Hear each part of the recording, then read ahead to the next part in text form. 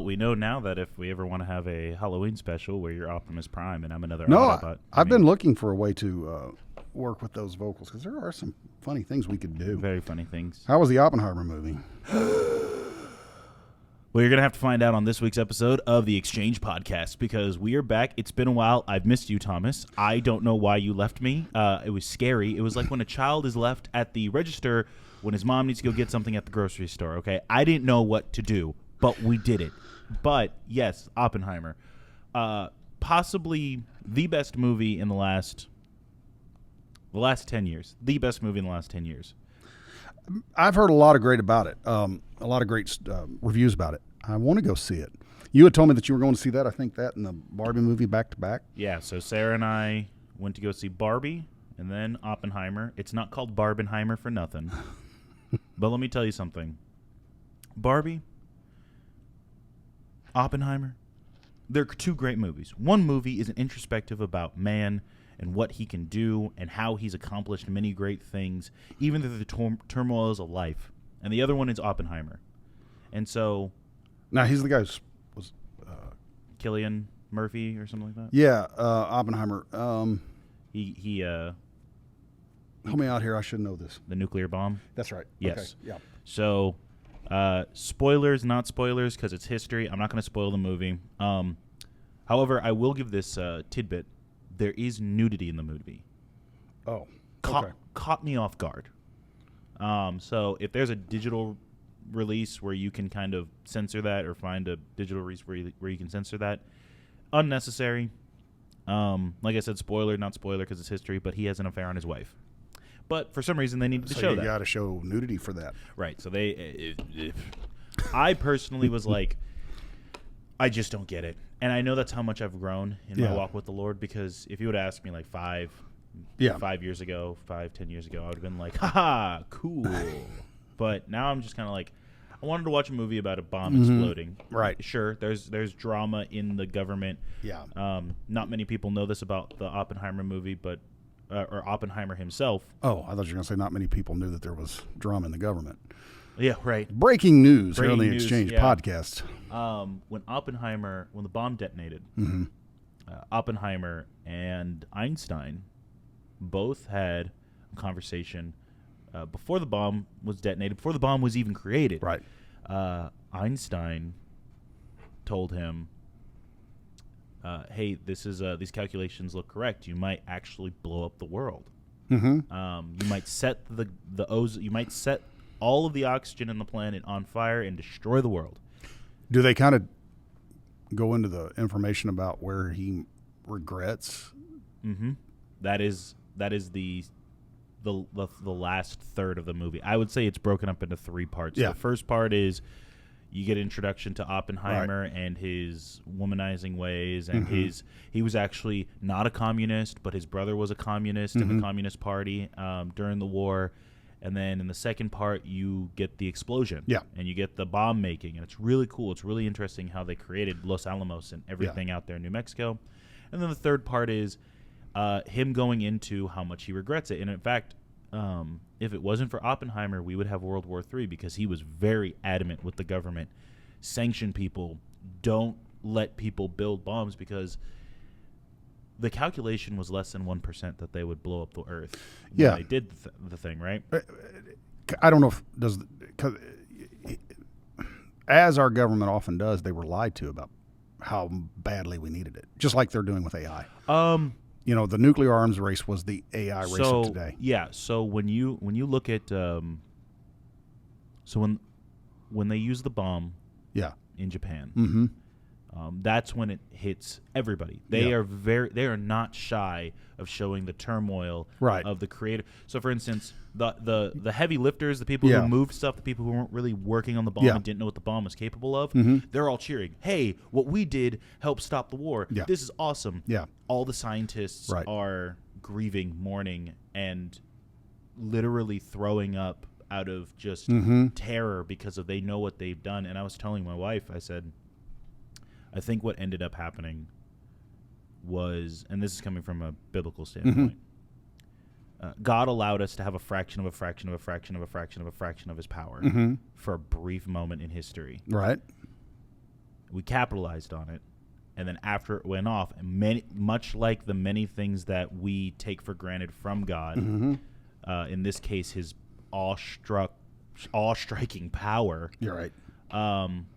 It hit them, and I think it hit them. I think it hit them on a spiritual level because he did a complete 180. It went from we need this bomb, we need this bomb, we need this bomb to we need to stop building bombs. Right. And his final epiphany at the end of the entire movie was. Spoiler alert, but again, it's a great movie. I recommend people go watch it if you can find a version that doesn't have nudity in it when it comes out on digital release. At the end of the movie, he looks at Einstein and he says, "You remember the calculations I told you about how we might destroy the world?" And then it starts showing different graphics of Russia building their bombs, European countries building their bombs, Iraqis finding uranium, all this type of stuff. And Einstein says, yeah, I remember the calculations. If I recall, it was less than 1%. And Oppenheimer's final line was, I think we did. Meaning, we didn't blow it up right now. Right.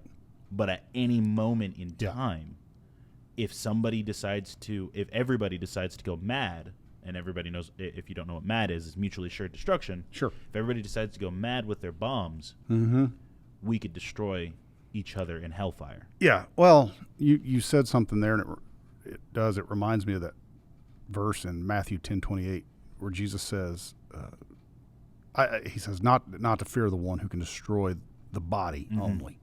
He said, rather I tell you to fear the one who can destroy both body and soul. Right. And cast them into hell. And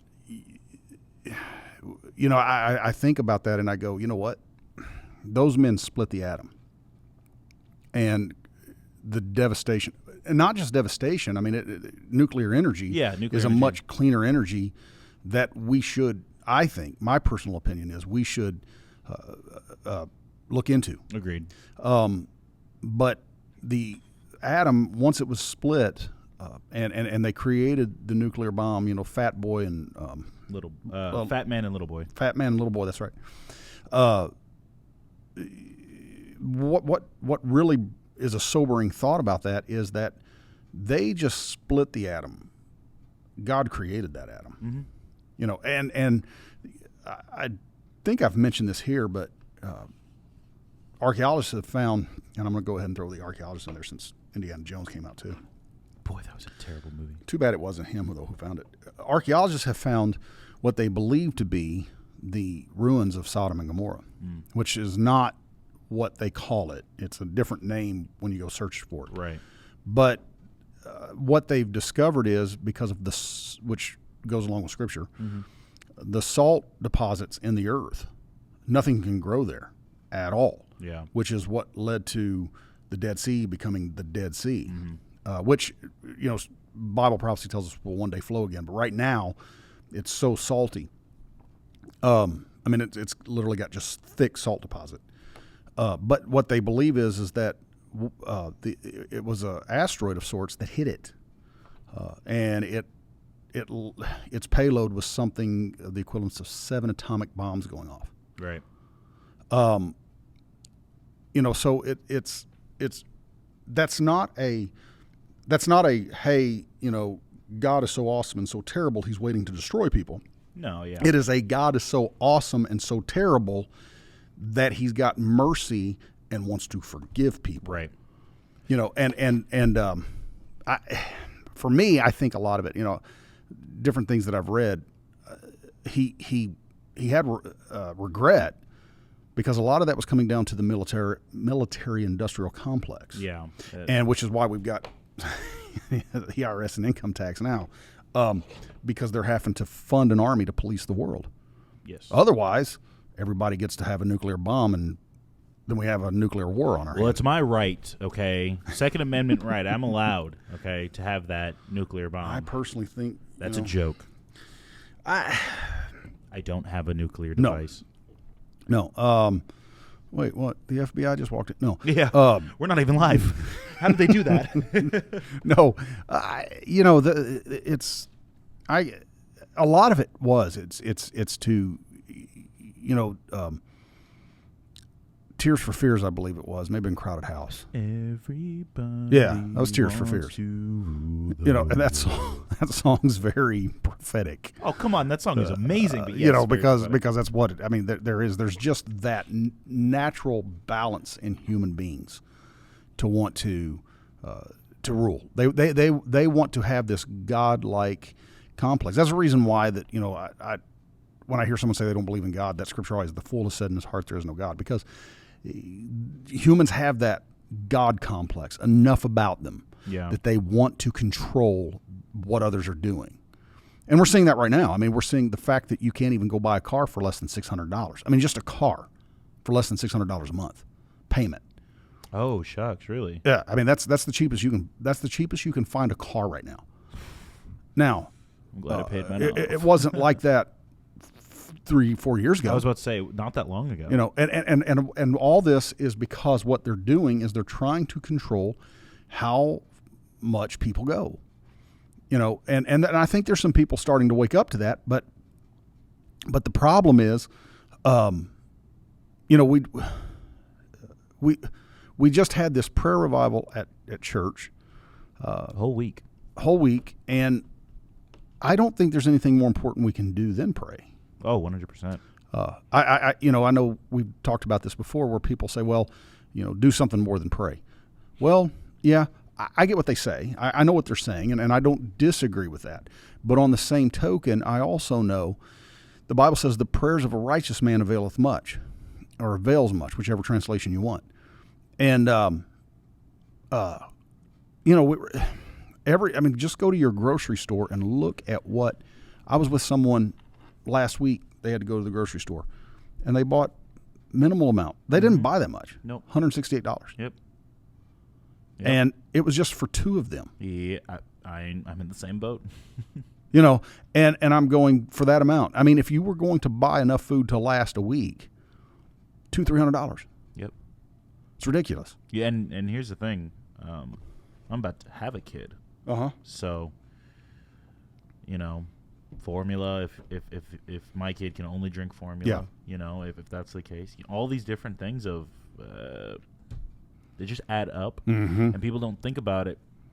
And a lot of people would say, "Oh, well, that's just the nature of things." And I was talking with a few people, a couple of buddies of mine online, and we were just playing video games.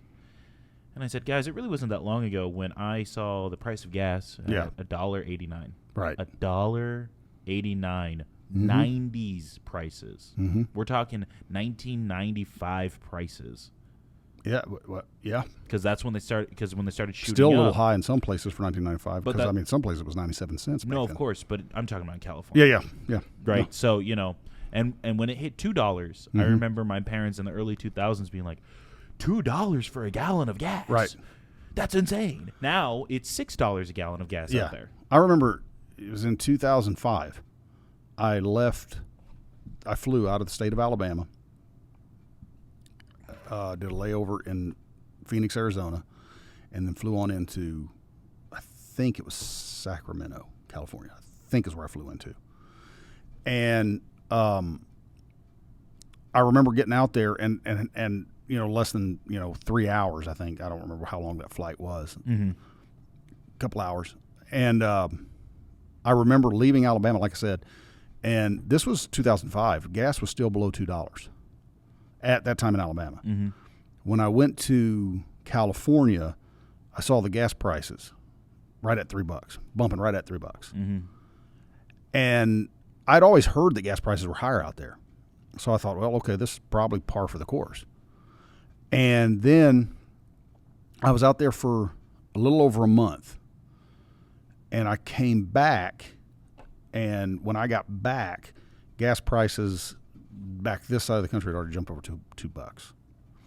And what they do is they just keep setting the norm on that. That's why inflation is so horrible, because once inflation hits and inflation drops, the prices always stay the same. Yep. They never go away. Because I keep hearing that a bubble's about to pop for certain things. Yeah, I mean, you would think something's got to. And I'm thinking, listen, that bubble has got to be an iron dome at this point, because it keeps getting bigger and bigger, but it's not popping. Well, and I feel bad. I feel bad for people, because I'm speaking from a point of privilege, Right. and not in the way that people would think I'm speaking of Mhm. privilege. But me and my wife are blessed to have jobs that Yeah. pay us well. Yeah. We have a house, Mm-hmm. and we have 2 cars that are paid off. That puts us in the top probably 0.1 percentile Right. of people my age. Right. You know, I don't think anybody my age. I can't really think of anybody my age with that type of stuff. Besides, you know, like we have Zach and his wife at church here. Yeah. They have a house. They have their cars. But like I said, everything adding up, you know, a house, paid off cars, 2 jobs that pay very well. Mm-hmm. And I feel bad for the people that I've gone to college with or I've gone to high school with. And, you know, I remember saying this, and I don't say this from a point of like, I'm better than you or anything like that. I say it because I think to myself, when I was in an apartment, I would hate to live in an apartment right now. Yeah. I'd hate to live with my parents still. Right. I'm 28. Right. I'm nearing 30, and that's just me personally. And if that's for me, I'm sure there's probably at least 1% of the population who's living in those conditions that just hates it, and it gets depressing. Yeah. And then what? They get stuck. Some of those, though, and you know, of course, this isn't to get a political, debate going, but some of those I'd be interested in finding out how they vote. And I'm just meaning, I'm not talking about your friends. I'm talking about. No, just I'm in just talking about in general. general. I would be interested in finding out how some of them vote because if they're voting for these politicians who are just dump Trump, and this is not a political commercial for Trump, but it's like a lot of these politicians are doing this deliberately so that people cannot be on their own. I think dependency is the main thing that a lot of people in the government want. It goes back to that God complex of wanting to rule. Yeah. You can't rule over somebody who doesn't need you. Right.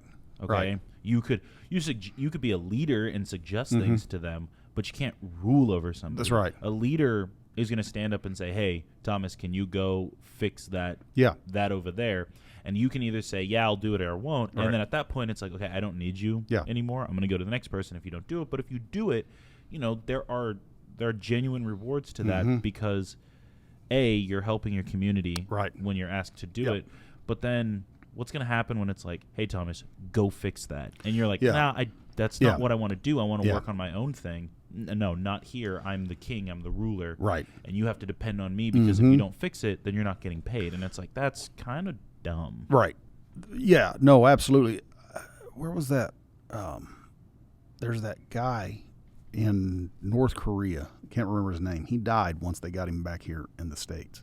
Oh, are you talking about the guy who like did graffiti or something? Yeah. And they arrested him. You know, and I was talking to somebody about that. It was just last week while I was out of town. And for whatever reason, that subject came up. And, of course, I don't know what that guy's political leanings are.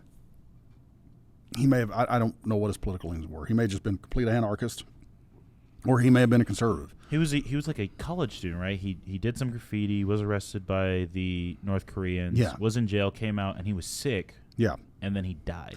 Now, what happened to him he didn't deserve. So I want to right off the cuff say dying? That. Well, being beat and what they did to him. Okay, well, wait, let's establish something here. If somebody comes to our country and breaks the law in our country, for instance, murders somebody in a state where the death penalty is a thing. Yeah. Well, hold on. And here's my thing. That's our state. That's our laws. In a different country, Singapore, if you spit, you can get flogged. Yeah. Now, and that's not what I'm trying to say. But if you're gonna beat someone to death, because I'm driving to a point here with that. Okay. A lot of these guys will go to these countries that are real deal communist countries. Yes. Okay. And I'm not. What I'm trying to say when I say he didn't deserve, I'm not saying he deserved it. Again, I don't know what his politics were. If he leaned socialist or communist, okay, he didn't deserve to be beat to death based on his political standing. No, sure, right? sure. So that's what I'm trying to say. I think what I was trying to point out is that if you are in a different country and you break their law unknowingly, ignorance isn't a defense. No, and so you deserve whatever punishment they have in terms of like you should have read up on the laws and you should abide by their rules. It's like going into someone's house and then spitting. Yeah, on their he floor. broke the law and deserved to go to jail. When they got him back, I think he had been starved and I think dehydrated and beat. And so what I'm trying to say is if he leaned communist, what a lot of people don't understand is it's like when you go to a real communist country, a real one, sure, they're not your friend. No. And the government will they'll do whatever they want to, and nobody has a say in it until, maybe one day when the people rise up. Maybe. But,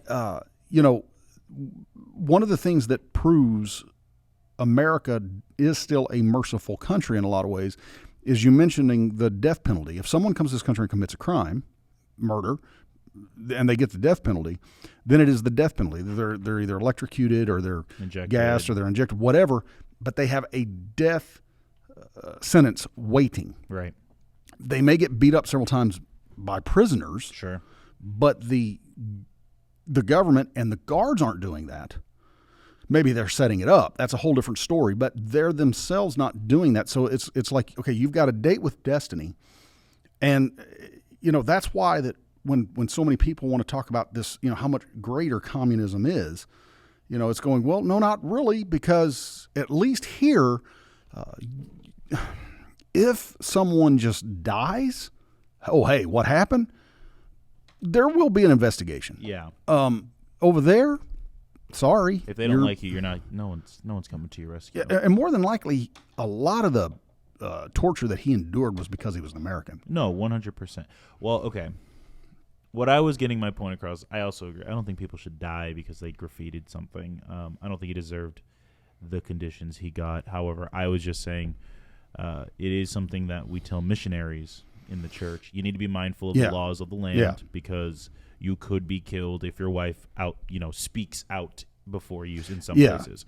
So it's just a matter of we need to abide by the laws when we go to different countries, as an American, as a Christian, especially, whatever. Yeah. Now, to what you were saying about the merciful part, I think when people say communism is better than where we're at, the merciful part comes in this thing called the judicial system. Yeah. It ain't fair. No. There's two different types of judicial systems. There's the one for the people with money and the one without money. We're seeing that. But there is a judicial system, meaning you get to plead your case in front of your peers and all that type of stuff. Now, people who think that communism is better clearly run back to their exes. I've done it before. Many people have done it. And what do I mean by that?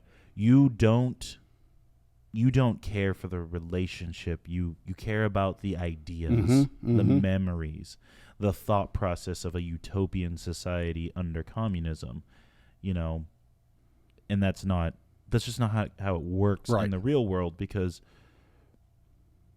when it comes down to it, that young man made a foolish mistake. Yeah. Yeah. And in the United States, if he would have made that foolish mistake of doing graffiti somewhere, I'm sure a judge would have said, okay, 6 months in, jail and community service for the next 3 years, whatever. Because that's a just punishment. Yeah. Because in the United States, they do their very best to be just, and sometimes they fail. Right. We understand. But in the United States, this is the only place you're going to find a place where you could talk in front of the judge, jury, and executioner and say, I didn't do this. Or when I did it, I was foolish. I learned in my time in incarceration that I shouldn't do that. Please forgive me.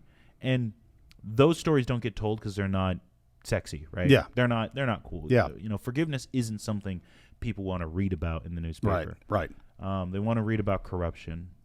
But you do have those stories where somebody stands at the stand and says, Your Honor, I know I'm in the wrong. All I ask is that you be merciful with my sentence. And they accept they're probably going to prison for the rest of their life, but they're not going to die. Well, now here's what's what day was it? It was Wednesday morning. The guy in Utah was shot by the FBI. They were conducting a raid in his house. You hear about this? Say that one more time. The guy in Utah that was shot, I believe it was Wednesday morning between 6 and 6:30. His house was being raided because of some posts where he threatened Joe Biden and other members of the Democrat Party. He did threaten to kill. Okay, well that's just the assumption. Dumb. It's dumb. It's dumb. The assumption is you're going to get a visit from the FBI or any one of the Alphabet Club. Yeah, don't threaten anybody, especially politicians, anywhere, guys. Okay? But it's a very clouded story because they shot him.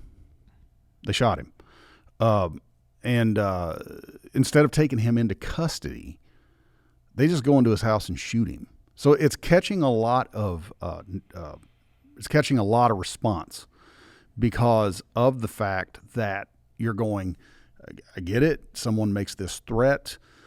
And again, we don't know all the facts. Maybe he greeted him at the door with a gun. Yeah. And after Waco, Texas, the FBI got overwhelmingly embarrassed. Hey, listen, Waco, Texas was a massacre. We all know this. And well, they got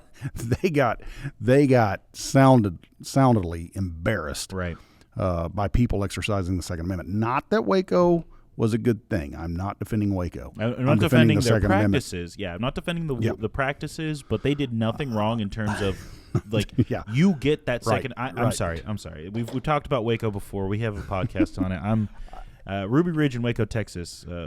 Keep your rifle by your side. But I did pull it up for you. It's okay. ABC News, abcnews.go.com. This is an excerpt. It says, the President, Biden, is scheduled to visit Utah on Wednesday, this coming Wednesday, and it says here that among the posts allegedly made by Robertson, the man who was shot, was one published on August 6th, 3 days before Biden was scheduled to visit. He says, quote, "I hear Biden is coming to Utah. Digging out my old ghillie suit and cleaning the dust off the M24 sniper rifle." The post said, according to the complaint, which referred to the post as a willful, true threat to kill or cause injury to kill President Biden. Senior staff briefed Biden on the incident Wednesday morning, a White House official told ABC News. So, listen, I have a picture of this man. He's a little older. I'm going to say he's about around the same age as your dad. Maybe a little the younger. Desert News says he's an elderly man who was overweight. So listen, here's what I'm going to say here. Old people don't really...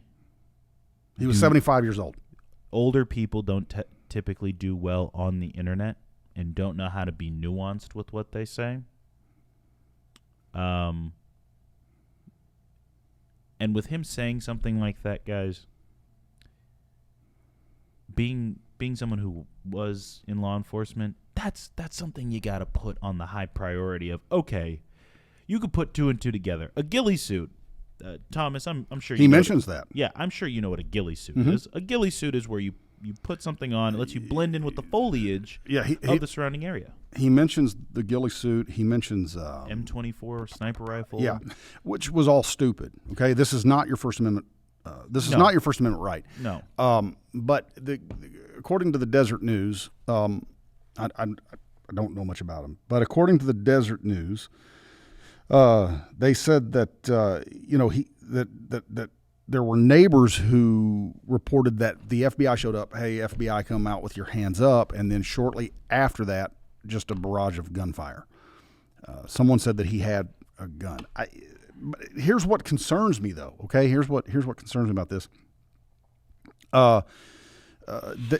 They said here that the FBI is not released details about the shooting, which to me says something's not adding up.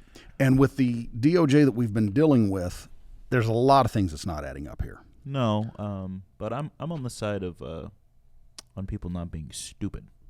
I'm on the side of people not being stupid. I'm also on the side of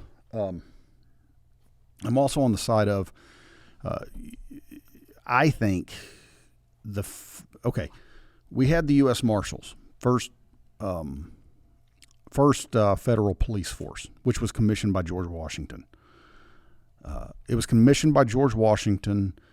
That's where I say, okay, draw the line. Get rid of the rest of them. get rid of Homeland Security, get rid of the Oh, FBI. you're talking federally. Yeah, get rid of them. Yeah. It's time because all these guys were oversight. That's all we're always told. Well, this is just oversight to make certain everyone's doing their job. Right. After 9/11, George Bush comes out. We've got to have oversight to make certain everyone is getting the same information. Patriot And we get the Patriot Act, and then we get Homeland Security. Yep. And you can see their trucks driving down the road. Okay, you've raised my taxes to pay for these federal agencies. That all you've done is extended the government. And so I'm going, let's just get rid of the alphabet soup and keep the U.S. Marshals. Yeah, Go ahead and keep them. I mean, they're cool. Yeah, well, let's get, because a lot of this stuff is, you know as well as I do, if this would have been a local police force who shot a minority, defund the police immediately. Oh, yeah. But you're not going to hear that about a federal police force. No. That is the crazy part. Like, the defund the police thing doesn't extend to the federal agents. No. Which, on the flip side, I say defund the police. I'm talking about the federal agents. Right. This is just one of those things where I've met people who are vehemently, Thomas, you see all these things, and you would think a lot of people would be waking up to the idea that the alphabet soup aren't on your side. Yeah. I met somebody, and he was vehemently just going off about, listen, the CIA, they serve our country, okay? They do good things for this country, and because they serve our country, I'm just not inclined to believe that they did any harm to President JFK in any way, shape, or form.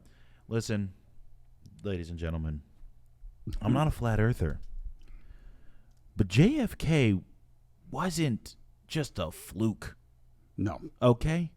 JFK just didn't, happen. No. Okay? You don't have a president come out and say, I'm about to disband the FBI and the CIA because they have too much reach. And then a few weeks later, he's out on the, the grassy knoll and all that. Mm-hmm. And kapow, the guy who was totally against the CIA is gone. Okay? Yeah. No, there's a lot of stuff going on there. And again, this is not what, we necessarily planned on talking about. We didn't really have a plan. We just kind of came in here after a break. We're enjoying ourselves, ladies and gentlemen. I think, I look at it, though, from the standpoint that I'm going, I'm wondering just how much they're trying to goad the American people into doing something stupid. Well, have you seen the memes? And believe me, anyone does something, it's going to be incredibly stupid. So don't do it. No, don't listen to the voices. I mean that. Don't listen to the voices. Have you seen the meme of it'll have a picture of a young boy, and he's playing football, Call of Duty. He's maybe 14 years old. He's like, man, life is pretty great. Then he gets to the age of 18. Not only is he playing Call of Duty and Fortnite. And he's also taking a bunch of medication, been diagnosed with some autism or whatever, and then the FBI, there's a drawing of an FBI agent walking up with a rifle and saying, "Hey kid, do I have a job for you?" No, I've not seen it. Because a lot of the people who are committing these mass harming incidents on people, you come to find out they will be on a medication for years. And they're young, and they're being fed that, and because they're men, it's a reoccurring flame that gets built up by you're a man, you're terrible, so you get depressed, you get on medication, you keep hearing that you're a man, you're terrible, so then somebody influences you to go do something crazy, you create a manifesto, and then you go harm a bunch of people at a public place, and then you get captured or you get unalived by the government, and then more videos come out. See, it was another man. You're a terrible person. The cycle continues to the next child who's on these drugs. And so a lot of people are saying there's no coincidence here that these young men are coming into $5,000 to $10,000 rifles, multiples of them. Rounds aren't cheap anymore. Ammo isn't cheap right now. So for these teenagers, 18 to 20-year-olds who are committing these mass harming events, to come into these situations. Yes, this is the episode we talk about weird conspiracies, but to come into the hands of these young men, it's no coincidence. This isn't something. when we tell you not to do something dumb, we're talking to the people who aren't under the influence of anything. And we need to tell you that if you see somebody who's under the influence of something, whether it's SSRIs or any other type of medication that warps your brain in any way, shape, or form, and you notice they're upset, listeners of the Exchange podcast, especially Christians, get off your butt and go talk to that person. Right. Because they don't need medication, they need human interaction. Because I'm telling you right now, I'm getting sick and tired of seeing young men come to church and be depressed because somebody told them they were depressed, and instead of telling them, hey, man, you're sad now, and guess what? It's going to pass. This too shall pass. Yeah. Not just biblically, but just reality of being a man is this too shall pass. There's rain clouds right now, but trust me, the sun will come out. It's going to be fine. That's right. And the Lord doesn't give us that spirit of fear and depression. No. He gives us hope. Well, and unfortunately, a lot of these guys that are being told they're depressed are being told by people off TikTok that are self-diagnosing. Oh my gosh, yeah, it's so ridiculous. I'm going, I don't want people. There's a reason. Look, there's a reason for, is that HIPAA or HIPAA? HIPAA, HIPAA. There's a reason for that. There's a reason because your records are shielded even from law enforcement unless they have a warrant to go look for it. And it has to be a specialized warrant.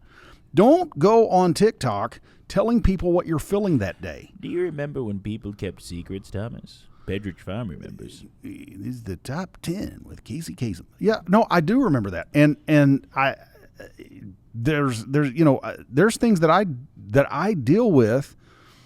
Nothing major, but I'm not going to go and air my laundry out in front of everybody. Business. Right. Because I also know that there are people sitting on ready to use that against me. I just had to have a background check that has been sent off to a law firm, I believe in Maryland or Massachusetts, somewhere around there. I think that's where it's at.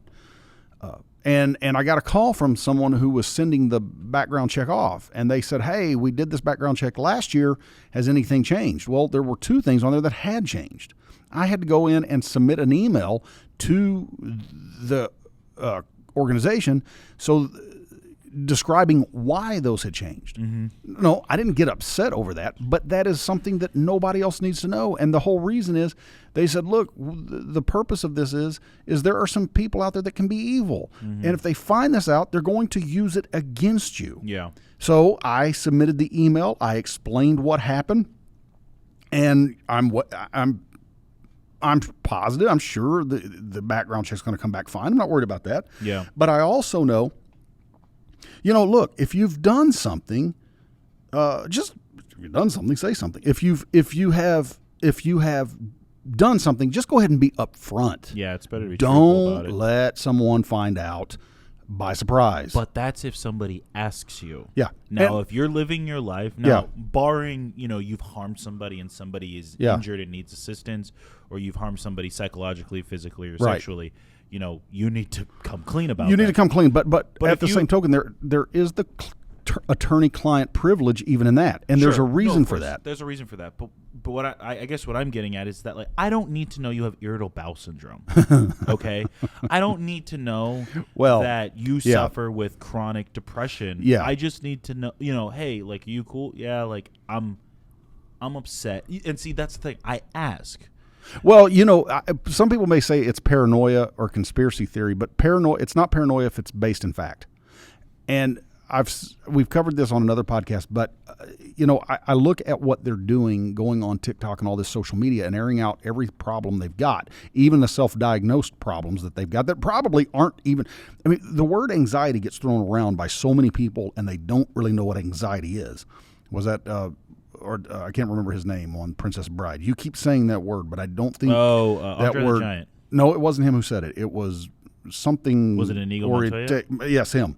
He said, you keep saying that word, but I don't think that word means what you think it means. And anxiety is one of those words. Everyone is, my anxiety. And I'm going, you mean? Do you know, first off, the Bible tells us to be anxious for nothing, but through prayer and supplication, give glory to God. Okay, so there's the first commandment right there.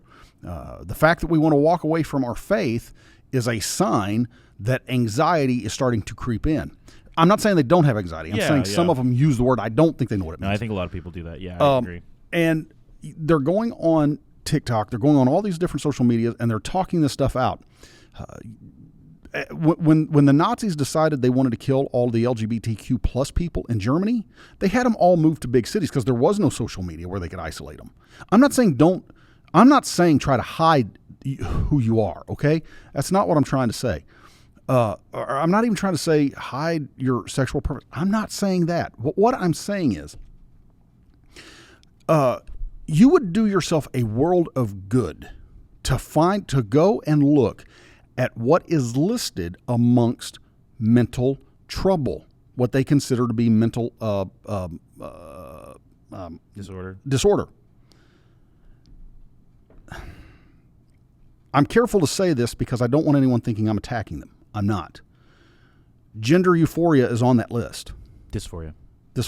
It's on that list. Yeah. It is. And I'm going, guys, you might want to consider this before you go and blast it out to the public. But see, that's another thing that I don't need to hear about. That's another thing. No, I don't. For instance, who do we make fun of in the movies? We make fun of the guy who's going around like, oh yeah, I slept with Cheryl, I slept with this. Yeah. You want to know why? Because it's none of our business. Right. Dog, shut up. No one cares. Yeah. And so anybody talking like, oh, Slay Queen, like extra, being extra and everything. It's like, the only reason I'm saying shut up is because I don't care. It's just none of my business. No. It's nobody's business. Right. All right. Right. Oh, you know what? You'll see people not even on TikTok, which is like YouTube and Facebook and Twitter and stuff like that. They'll be like, oh, I suffer from depression. I got anxiety, and I take this medication. It totally works. I'm having a good. They're acting like this is like a game of what I have as a problem. Yeah. You know what I don't vocalize to people? I don't tell people that I struggle with certain sins because it's nobody's business. Right. And if somebody says, oh, well, obviously you're keeping any secret, it must be terrible, terrible sin. It's like, no, I'm embarrassed of sin, period, because all sin is bad. Okay? It's nobody's business but my pastor and my wife. My pastor prays for me for this sin. My wife knows about it, and she helps me not go through it. But the problem is that if I just aired it out to everybody, people would think I'm strange. Yes. And it's nobody's business to know it because nobody's going to understand it except God, my pastor, and my wife. That's about it. And so if I went out and I just started saying, well, guys, I struggle with cocaine addiction. I struggle with, prostitution. Okay. Look, there are people who are going to be like, oh, you're so brave for saying that out loud. It's like, no, you need help, dog. You need help, and you need to keep it to yourself, but also find people you trust to talk to. And listen, in that time of sifting through people to find a trust, somebody's going to hurt you. Right. You can't be afraid of that. I've got, and there's, again, I'm gonna use scripture here. Not trying to get into preacher mode, but I base my life on my faith and on the Bible. Two scriptures, 1 Peter 5:7, and then the other one is Psalm 55 and 22, and both of them say the same thing, and that is cast all your cares upon Him. Now this is 1 Peter that says this, cast all your cares on Him, for He cares for you. Psalm says, cast all your cares upon the Lord, and He will sustain you. I heard someone say a couple of days ago, and I loved it. The Bible instructs us to cast our cares on the Lord, not on Facebook. Yep. Yeah. There's an old song that used to be sung in the church called "Take your burdens to the Lord and leave them there." Yep. Does that mean you can't talk? No. I mean, you can talk to other people. I mean, there are times that you need advisors. Scripture also says in the multitude of counselors. But there comes a point when human wisdom just simply cannot do it for you. Oh yeah. You got to. That's why having faith in God is so important. Because there will come a time when no human can give you the answer you're seeking. It's not there. No. And going back to how we started the podcast, I think that's where guys like Oppenheimer found themselves. They realized we have done something much like Adam and Eve in the garden. We probably should not have bit of this apple. Oh, that's for sure. That's the apple. That's the nuclear bomb. That's the creation of the internet. Yeah. That's the creation of social media as we know it, because there's something called a digital footprint, ladies and gentlemen. And look, OnlyFans is a real thing. Right. OnlyFans is a thing where a lot of people prostitute themselves legally. Legally. I don't laugh about that, but that's what they're doing. But here's the thing. We have there have been a few cases, but I feel like it's going to skyrocket here in the next 5 to 10 years. Young boys especially who go to school with their mom who have OnlyFans. Yeah. That digital footprint is going to get found out, and when it does, there are reports where boys attempt self-harm because look, back in the day, if somebody said a yo mama joke, it was on site. We fought. I'm fighting you. You don't talk about my mama. Right. You can't defend your mom if your mom is literally doing the things your friends are saying, especially with. And here's a story. I don't know how true this is, so take it with a grain of salt. And I'm only saying this because let's just say it was a hypothetical. But imagine a young boy, 7th grade. So he's maybe 11, 12 years old. And a kid's bullying him. Yeah. And says, haha, I know what your mom does. Yeah. Keeps it a secret until this bully gets a hold of what his mom does on the internet. Because you can find that stuff. Right. Shows the kid. How devastating would you be if somebody showed up at your school in middle school and showed you pictures of your mom doing things on the internet for people to see for $5.99? Okay? That is going to kill a generation of kids because they're going to be like, I love my mom, and mom's great, and I love her. And then all of a sudden, boom, reality hits. Your mom made some terrible life decisions. I hope that would embarrass some people, but there's a part of me that wonders if it would. No, the pride is too high. It conditions people. The scripture, again, tells us that people will come to the point where they're not going to have the ability to blush or the ability to be embarrassed. We're there. And I can see where social media is driving that. Oh, we're there, man. We're there. Because there's a podcast where an OnlyFans model was talking on a panel with other girls and a dude. He asked her, he said, well, what are you going to do if you have a kid and your kid's friends find out that you do this and they bully him? Right. Like, she said, well, he can cry in his Ferrari or something. And it's like, money fixes it. Yeah, exactly. And that's what I'm thinking to myself is like, you're so selfish and prideful that you think that money's going to fix the offspring's problems. Yeah. Because I'm telling you right now, it won't, for one. There's going to be repercussions for this. Look, and two. There's got to be fallout. And it will, because there will be boys who turn, like the scripture says, will turn on their mother and father. And it's not just going to be because of spiritual stuff. It's going to be because they made terrible, terrible decisions in life. And they're going to go, Mom, why'd you set me up for failure? Yeah, well, and that also comes to the point where people, because we're already seeing where a lot of people don't want to take personal responsibility. No. Because what you're finding now with the OnlyFans models is they're blaming their parents for having to do this. Right. Or they're just like, oh, I've come out and my parents were disagreeable. I heard I heard one on a podcast say, oh yeah, I told my mom and dad at first they were disagreeable, but now they're completely okay because they saw the amount of money I'm making. Right. And people really think that money's really gonna be there for you, but you've only got a few years to do what you're doing, and it's like, what's your long-term plan? Because everybody's, at some point, it's your looks are not what they used to be. I was about to say, my dad, he's been a guest on the show. He's given me some wisdom when I was in college. He said, listen, there's always going to be another woman. Yeah. There's always going to be another 24-year-old, 25-year-old. Trust me. Yeah. It's like Matthew McConaughey said, and it's a creepy line, and we've all heard it. I really like these college girls, man. The older I get, they stay the same. Yeah. But that's the thing, is that these OnlyFans models have about, maybe at the most, they start at 18, 10, 12 years until they're 30, and then another 18-year-old's going to hit, and they're going to start making money. It's like, hey, you were the cool toy for a couple of years. Yeah. There's a new toy out all the time. And I'm not saying women are toys, but when you make yourself a commodity like that, that's the only thing I can think of is you're making yourself a shiny thing on the internet. Yeah. Well, and a lot of people don't understand why women, why the devil attacks women to the point he does. Because does he not attack men? Yes, he does. But the Psalms tells us that like a pearl in a pig's snout is like a woman without discretion. Yes. Is that because the Bible's picking on women and, it's, God's a misogynist? And no. Go back to the garden.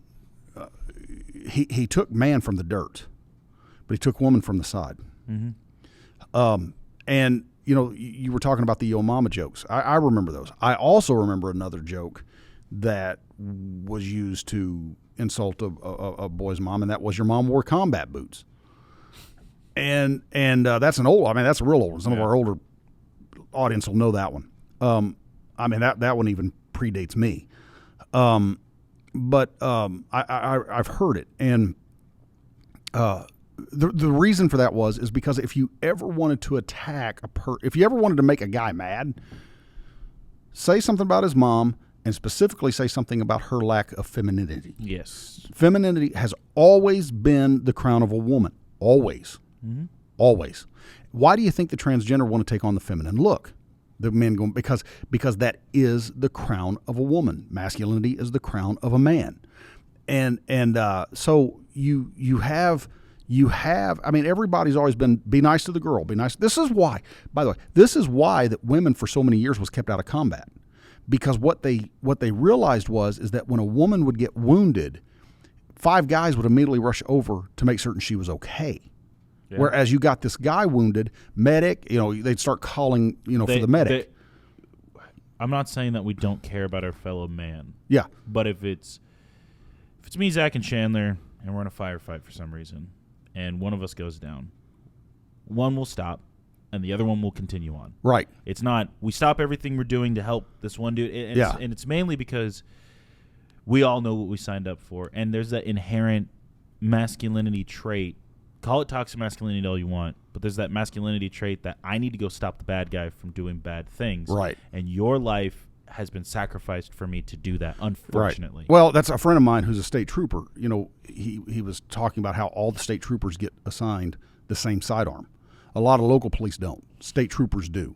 And the reason for that is just like you said, if you're in a firefight and your friend goes down or you go down, mm-hmm.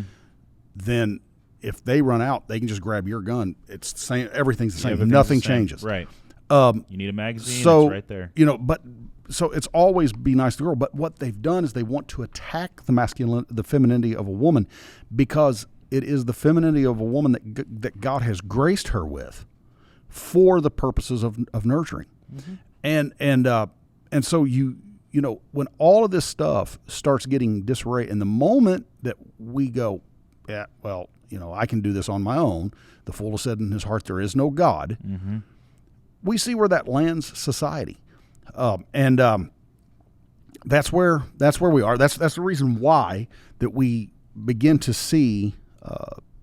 We have begun to see our society collapse the further we walk away from God, but I do believe that due to through the power of prayer and through the power of repentance, God can, he says, if my people, which are called by my name, it's not the world. The world's not going to be the one to do it. It's going to have to be us.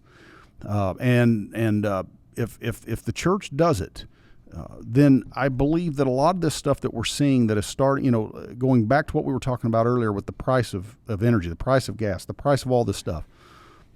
My faith is not in a politician. Never has been in a politician. Politicians are politicians for a reason. They are born to let you down. But the Bible says there is a friend that sticks closer than a brother, and Jesus said that He would go with us all the way to the end of the earth. And again, I've been a little bit more preachy today than I normally like to be. But I don't know. I think that. As we're going out of the summer into the fall, school's getting ready to start back, college is getting ready to start back. We're getting ready to go do an outreach on UCA campus later this month. We're going to have to realize the importance of where we as the church are going to have to be stronger. And we're going to have to start to reach out more to those that are unchurched. Most of the church growth now is just people being transplanted from one church to the next. we're going to have to go out and do the Great Commission. We're going to have to seek. We're going to have to go, and we're going to have to make disciples of all men. And that is what the Exchange Podcast hopes is to do: is to bring a hope and a light. Quit cursing the darkness. Light a candle, as they say. We want to light a candle in the darkness and show people there is a way. And again, glad to be back. And thank you for listening to the Exchange Podcast. This is your host, Tom Paul Tipton. Have a great week.